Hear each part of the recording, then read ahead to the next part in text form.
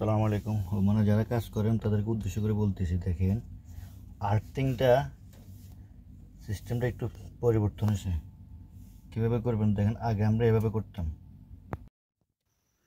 দেখুন, আগে আমরা এভাবে কাজ করতাম, বাসবার থেকে এটা নিয়ে আসতাম, প্রত্যেকটার সাথে লুপিং দিতাম। কিন্তু এখন বর্তমানে এটা করা যাবে না, কারণটা একটু চেঞ্জ হয়েছে।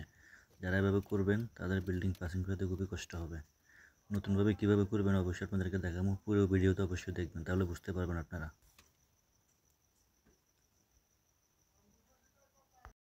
নতুনভাবে এভাবে করতে হবে। দেখেন, বাসবার থেকে প্রত্যেকটা গ্যালানের মধ্যে সেপারেট নিয়ে আসতে হবে। বাসবার থেকে ডিবির থেকে যেটা আসবে ওটা তো সেপারেট থাকবেই, বাসবার থেকে যেটা আসবে ওটাও সেপারেট থাকতে হবে। দেখেন কীভাবে সিস্টেমটা করা হয়েছে, এটা হচ্ছে নতুন কেন।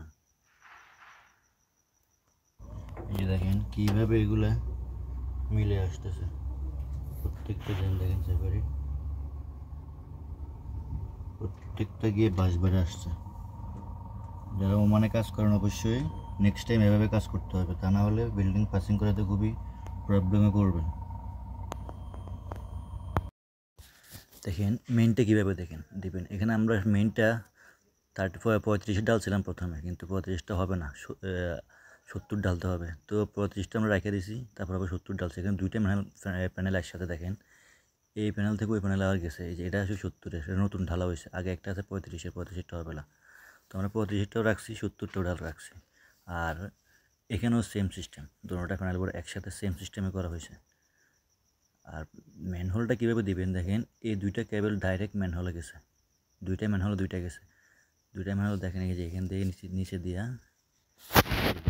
এভাবে পাইপ দিয়ে নেওয়া হয়েছে নিচে। দুইটা ম্যানহোলে দুইটা কেবল গেছে, প্লাস আবার এই ম্যানহোল থেকে ওই ম্যানহোলের মধ্যে কানেকশন আছে আর একটা কেবল দেওয়া, ওইটাও 70-এর, ওটা নিচে আছে। এই দেখেন, এভাবে আপনারা অবশ্যই কাজটা করবেন, তাহলে আর ইঞ্জিনিয়ার আপনাদের কাজে ভুল ধরার কোনো সিস্টেমে থাকবে না। ধন্যবাদ।